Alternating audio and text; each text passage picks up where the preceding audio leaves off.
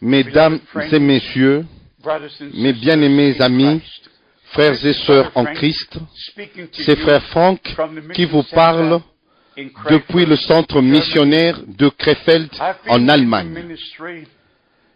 Je suis dans le ministère depuis plus de 40 ans et j'ai visité plus de 130 pays dans le monde. J'ai prêché à des multitudes et aussi, dans les dernières années, j'ai partagé la sainte et précieuse parole de Dieu par la télévision avec plusieurs chaînes de télévision et plusieurs nations. Mais bien aimés, le retour de Christ est imminent. Et nous devons connaître le plan de Dieu du temps de la fin depuis les Saintes Écritures. Nous devons comprendre que Dieu fait toutes choses conformément à sa parole et que tout ce qui arrive dans le cours du temps, depuis le commencement jusqu'à la fin, est déjà écrit dans les Écritures et aussi sur l'Église du Nouveau Testament, aussi bien sur Israël. Tout est écrit dans la sainte parole de Dieu. Dieu connaissait la fin depuis le commencement et même avant le fondement, la fondation du monde. Et c'est comme ça que nous devons toujours sonder la parole de Dieu, l'Ancien et le Nouveau Testament, pour trouver ce qu'il a promis, à qui il a promis. Et, comme j'ai dit, il y a des promesses pour l'Église, il y a des promesses pour Israël, et il y a des prédictions de ce qui devait arriver en général. Si vous allez dans le prophète Agé dans l'Ancien Testament, au chapitre 2, parlant sur le temps de la fin, il est dit au verset 6, « Car ainsi parle l'Éternel des armées, encore un peu de temps, et j'ébranlerai les cieux et la terre, la mer et le sec. » Si ce verset n'avait pas été écrit dans le livre d'Hébreux au chapitre 12 au verset 26, moi peut-être je ne l'aurais même pas mentionné. Mais il y a une telle harmonie entre l'Ancien et le Nouveau Testament quand il en arrive aux prophéties. Et nous sommes vraiment étonnés au-delà de toute mesure. Le même Saint-Esprit qui était sur les prophètes et demeurait aussi sur les apôtres et aussi, bien sûr, sur Christ. Les choses dont il est parlé en rapport avec le royaume de Dieu, du plan du salut et sur le temps de la fin. Comme il y a eu des promesses qui se sont accomplies lors de la première venue de notre Seigneur, et naturellement, l'Église du Nouveau Testament, le Nouveau Testament a commencé avec l'accomplissement des promesses de l'Ancien Testament. Jean-Baptiste était un prophète promis. Ésaïe au chapitre 40, verset 3, Malachie chapitre 3, verset 1. Vous pouvez l'avoir et voir cela confirmé et trouver cela dans les 4 évangiles où l'Écriture parle du précurseur de Jean-Baptiste, l'homme envoyé par Dieu avec la parole de Dieu vers le peuple de Dieu pour préparer le chemin du Seigneur. Et non pour commencer une nouvelle religion, et non pour commencer une nouvelle dénomination, et non faire ses propres disciples, mais prêcher Christ, de montrer l'agneau de Dieu, de pointer l'agneau de Dieu qui ôte les péchés du monde.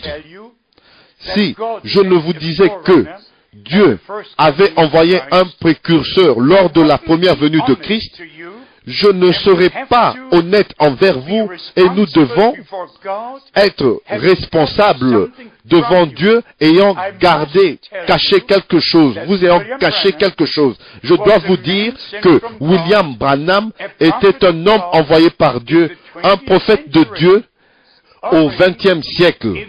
Déjà, en 1950, au Texas, à Dallas, et le Voice of Healing, la voix de la guérison, Gordon Lindsay, a publié le livre sur William Branham, un homme envoyé par Dieu, mais bien-aimé. Cet homme était un homme humble, il était tellement simple, mais il était l'homme de Dieu. Il avait le ministère, un ministère véritable apostolique et prophétique. Et c'est pour cela que nous appelons ce ministère apostolique et prophétique un ministère d'enseignement profond de la Bible. Et c'est comme ça que nous ne pouvons pas faire des compromis avec qui que ce soit. Nous devons être honnêtes et vrais envers Dieu, conformément à sa parole et selon la commission reçue. Alors William Branham, il lui a été déjà dit en 1933, comme Jean-Baptiste a été envoyé pour préparer la première venue de Christ, tu es envoyé avec un message qui préparera la seconde venue de Christ. Maintenant, la première question, qu'est-ce que le message? Le message est la parole promise de Dieu pour aujourd'hui et révélée par le Saint-Esprit. Nous ne pouvons pas vivre avec la manne d'hier ou le pain qui a été partagé il y a 2000 ans, comme le peuple d'Israël. Il recevait tous les jours une manne nouvelle, une nouvelle manne. Nous devons recevoir la parole fraîche et promise de Dieu d'aujourd'hui. Alors nous comprenons, selon Actes au chapitre 3, au verset 19 jusqu'au verset 21, que Dieu enverra des temps de rafraîchissement, encore une véritable effusion du Saint-Esprit, non des réunions charismatiques où l'atmosphère est créée par des grands bruits de musique. Non, il doit venir un grand bruit, un bruit du ciel. Il doit avoir une véritable effusion du Saint-Esprit, avec le même ministère, avec les mêmes ministères comme résultat, avec les mêmes dons, avec les mêmes fruits du Saint-Esprit, avec les mêmes enseignements apostoliques et les mêmes pratiques apostoliques, parce que le même Saint-Esprit nous conduira dans toute la vérité comme il a fait au commencement. Alors c'est comme ça que le Saint-Esprit le fait maintenant à la fin du temps de la grâce. Je me suis référé à Frère Branham pour un objectif, pour vous faire savoir que Dieu fait l'histoire dans notre génération. Ce n'est pas suffisant de savoir ce que les églises font, comment elles se réunissent, comment elles vont toutes à Rome, comment les religions se fusionnent, se mettent ensemble. Je veux savoir ce que Dieu a promis à son Église, et encore plus, même à l'épouse de Christ, parce que l'épouse sort de l'Église, et dans chaque âge de l'Église, il y a ceux qui sont appelés et ceux qui ont été choisis. Et ceux qui sont choisis, ceux qui sont élus, ils entendent ce que l'Esprit dit aux églises. Ils prennent dans leur cœur ce que Dieu dit dans sa parole. Vous pouvez le lire 7 fois dans Apocalypse, chapitre 2 et au chapitre 3. Il dit, celui qui a des oreilles, qu'il entende ce que l'Esprit dit aux églises. Et en général, le message est donné, mais c'est seulement ceux qui le croient.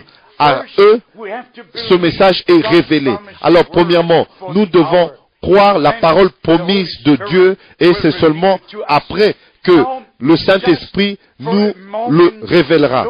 Maintenant, juste pour un moment, regardons à Israël. Nous savons tous que Israël est le peuple élu de Dieu depuis le temps d'Abraham. Et Dieu a choisi un homme pour un objectif bien spécifique. Il a choisi un peuple pour un objectif bien spécifique. Et dans ce peuple, il a choisi une tribu pour un objectif bien spécifique. Dieu sait ce qu'il fait. Et déjà, dans la première déclaration, le Seigneur Dieu a fait à Abraham, dans Genèse au chapitre 12, il a fait la promesse que toutes les nations seront bénies au travers de lui. Et si vous le prenez dans Galates au chapitre 3, où Christ est la postérité spirituelle d'Abraham, la descendance spirituelle d'Abraham. Et c'est pour cela, dans Matthieu au chapitre 1, verset 1, Christ est appelé le fils d'Abraham, parce que il était la postérité promise. Mais bien aimé, Jésus-Christ n'était pas un juif. Il était le Seigneur de gloire manifesté dans la chair. Vous savez pourquoi est-ce que je dois dire cela? Parce qu'il y en a qui pensent que Joseph était son père. Et il y en a d'autres qui pensent d'une autre manière. Mais moi je crois ce que la parole de Dieu dit.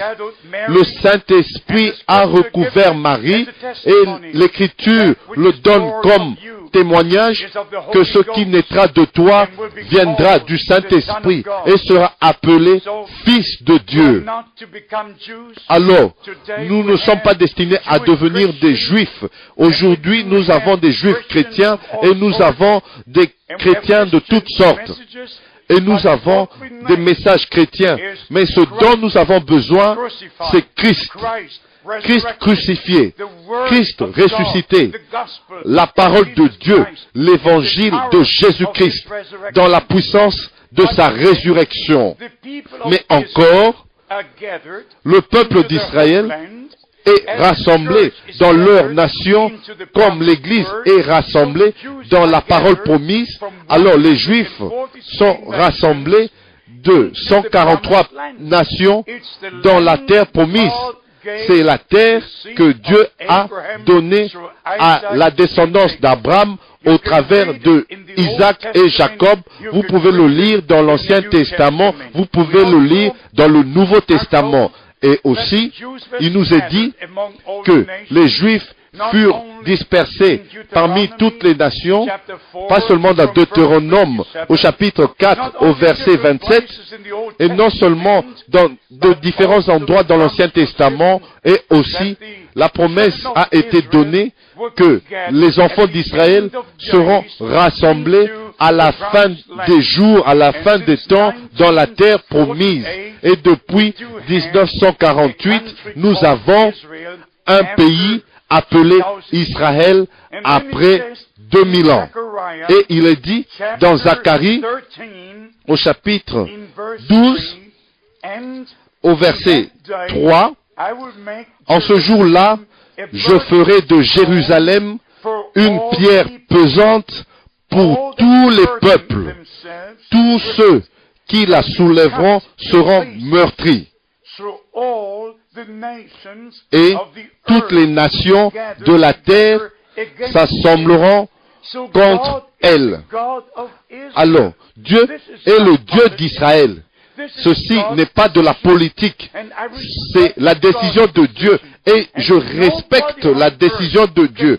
Et personne sur la terre pourrait me dire que vous aimez Dieu si vous n'aimez pas son peuple, si vous ne respectez pas sa décision, ce qui est documenté dans la parole de Dieu. Et encore, il nous est dit que il y aura une grande bataille en Israël, dans les montagnes, dans la vallée, dans les vallées. Il nous est parlé de ça dans le prophète Joël et aussi dans le prophète Ézéchiel et aussi dans Zacharie au chapitre 14 au verset 12. Il nous est dit, voici la plaie dont l'Éternel frappera tous les peuples qui auront combattu contre Jérusalem. Leur chair tombera en pourriture, tandis qu'ils seront sur leurs pieds, leurs yeux tomberont en pourriture dans leurs orbites, et leur langue tombera en pourriture dans leur bouche. Alors, mes bien-aimés, il y a des promesses pour Israël, et aussi des prédictions pour toutes les nations qui finalement viendront, se rassembleront et s'uniront contre le peuple de Dieu, les enfants d'Israël, et bien sûr, principalement contre Jérusalem. Mais bien aimés, nous devons aussi respecter ceci que dans le Coran, dans les 114 chapitres, leur prophète Mahomet n'a pas une seule fois mentionné la ville de Jérusalem. Il n'a jamais visité Jérusalem.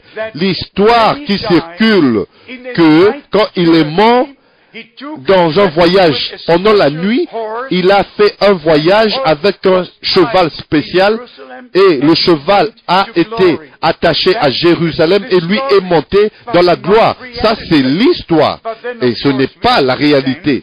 Et bien sûr, nous comprenons que les religions font leurs revendications et en fait, 3 religions revendiquent Jérusalem, les Juifs, les chrétiens et les musulmans. Mais pour être honnête, il ne nous a pas été dit d'aller dans une ville parce que notre Seigneur a dit dans Jean au chapitre 4, au verset 23 et au verset 24, que nous ne devons pas prier sur une quelconque montagne ou dans une quelconque ville parce que notre Jérusalem est la ville d'en haut. Nous ne revendiquons pas Jérusalem, cette Jérusalem naturelle, nous bénissons Israël, mais c'est la ville naturelle que Dieu a donnée à son peuple naturel, Israël. Et la Jérusalem céleste est pour l'épouse. Vous pouvez le lire dans Apocalypse au chapitre 19. Mais maintenant, j'aimerais dire quelques mots encore sur la grande commission, sur la restauration, être restauré à ce qui est apostolique. Qu'est-ce qui est apostolique? Si quelqu'un va dans une église, par exemple, il pourrait peut-être voir juste à l'entrée, avec en grandes lettres écrit credo apostolique. Et ça sera un credo qui a été inventé en 325 après Jésus-Christ, en 381 ou en 300 quelques, peut-être même jusqu'en 431 après Jésus-Christ. Mais ça, c'est seulement ce qui est appelé apostolique. Mais ce n'est pas apostolique, la doctrine apostolique est bien ici. Si vous lisez dans Actes au chapitre 2, au verset 42, sur l'église originale, ils persévéraient dans l'enseignement des apôtres. Et non quelqu'un qui appelle quelque chose apostolique ou credo apostolique et même faire une succession apostolique. Où est-ce que nous lisons sur la succession apostolique dans la Bible? Nulle part, bien sûr. Nous devons suivre Jésus-Christ. Et si nous sommes des vrais serviteurs de Dieu, nous prêcherons la même parole, le même évangile et baptisés comme eux, ils ont baptisé au commencement. Vous pourrez ne pas comprendre l'importance de la véritable prédication de la parole de Dieu, de l'évangile de Jésus-Christ. Mais vous devez lire les derniers versets de 1 Pierre au chapitre 1, quand il s'est référé à Ésaïe au chapitre 40. Il a dit, la parole de Dieu, la parole du Seigneur demeure éternellement. Et il dit, et cette parole est celle qui vous a été annoncée par l'Évangile. Alors, mes bien-aimés, nous devons le dire, et nous devons le dire avec une autorité divine de la parole de Dieu. C'est seulement ce que les apôtres ont enseigné est vraiment l'enseignement apostolique véritable. C'est ce que les apôtres ont pratiqué et vraiment les pratiques véritables apostoliques. Quand il en arrive à la grande commission, ils l'ont exécuté à la lettre. Ils ont compris que le baptême de ceux qui ont cru et ont reçu le pardon de leurs péchés devait être administré dans un seul et le nom le plus important et le nom le plus important qui nous a été donné dans le nom de Jésus-Christ, du Seigneur Jésus-Christ. Alors nous avons les Écritures comme autorité. Premièrement, la grande commission dans Matthieu au chapitre 28, dans Marc au chapitre 16, dans Luc chapitre 24 et dans Jean au chapitre 20, et cela continue dans le livre de Actes au chapitre 2, au Actes chapitre 8, Actes chapitre 10, Actes au chapitre 19, et ici j'aimerais lire dans Actes au chapitre 19 au verset 5, sur ces paroles, ils furent baptisés au nom du Seigneur Jésus. Alors, il nous est dit que ceux qui ont cru en Christ, ils furent aussi baptisés. Et ils furent baptisés par immersion, parce que cela signifie être enseveli avec Christ. Et avant d'être enseveli, vous devez mourir. Vous devez mourir. Comme le Seigneur a dit, si le grain de blé qui est tombé en terre ne meurt, il demeure seul. Nous devons comprendre que nous sommes en fait morts avec Christ, et quand nous recevons Christ comme notre sauveur personnel, nous sommes morts. Nous mourons en nous-mêmes, parce que nous sommes crucifiés avec lui. Nous étions en Christ. Et en Christ, Dieu nous a élus avant la fondation du monde. Alors si nous allons dans Romains au chapitre 6, à partir du verset 3, ici il nous est dit, ignorez-vous que nous tous qui avons été baptisés en Jésus-Christ, c'est en sa mort que nous avons été baptisés. Baptisés en sa mort. Mais premièrement, nous devons mourir avec lui afin que nous puissions ressusciter avec lui. Et encore d'autres versets dans le chapitre Romains, au chapitre 5, au verset 1. Étant donc justifiés par la foi, nous avons la paix avec Dieu par notre Seigneur Jésus-Christ. Encore plus loin, au verset 9, à plus forte raison donc, maintenant que nous sommes justifiés par son sang, serons-nous sauvés par lui de la colère. Qu'est-ce que c'est? Justifiés par la foi dans le sang versé de l'agneau de Dieu sur la croix du calvaire. Dans Romains au chapitre 6, au verset 5, nous avons lu, en effet, si nous sommes devenus une même plante avec lui par la conformité à sa mort, nous le serons aussi par la conformité à sa résurrection. Sachant que notre vieil homme a été crucifié avec lui, notre vieil homme, nous, le grand je, je suis, le ego, a été crucifié avec Christ. Et alors, nous n'argumentons plus. Nous n'argumentons plus. Une personne qui est morte ne fait plus d'arguments. Si nous sommes morts avec Christ, nous sommes réconciliés avec Dieu au travers du sacrifice de Christ, quand il a versé son sang. Mais bien aimé, et puis, il n'y a plus d'arguments. Et même dans Galates, au chapitre 3, il nous est dit au verset 26 et au verset 27, que ceux qui ont cru sont aussi baptisés, car vous êtes tous fils de Dieu par la foi en Jésus-Christ.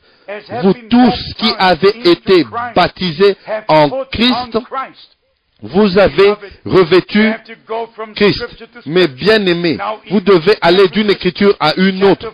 Et même dans Éphésiens au chapitre 4, au verset 4, il y a un seul corps et un seul esprit, comme aussi vous avez été appelés à une seule espérance par votre vocation. Il y a un seul Seigneur, une seule foi, un seul baptême, et non plusieurs baptêmes, un seul baptême.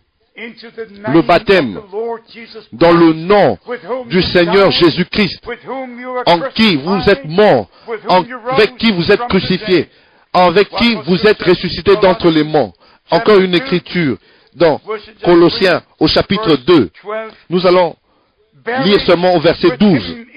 Ayant été ensevelis avec lui par le baptême vous êtes aussi ressuscités en lui et avec lui par la foi en la puissance de Dieu qui l'a ressuscité des morts. Mes bien-aimés, ceci est le véritable évangile qui doit être restauré pour les vrais enseignements. Abandonnez vos voies et retournez à Dieu parce que c'est le temps maintenant de la restauration totale de toutes choses. Retournez à Dieu et retournez à sa parole. Retournez au commencement. Au commencement était la parole et nous avons le modèle bien ici des jours apostoliques. Que Dieu soit remercié pour sa sainte parole. Les cieux et la terre passeront, mais sa parole demeurera éternellement. Que Dieu vous bénisse et soit avec vous dans le saint nom de Jésus-Christ. Amen.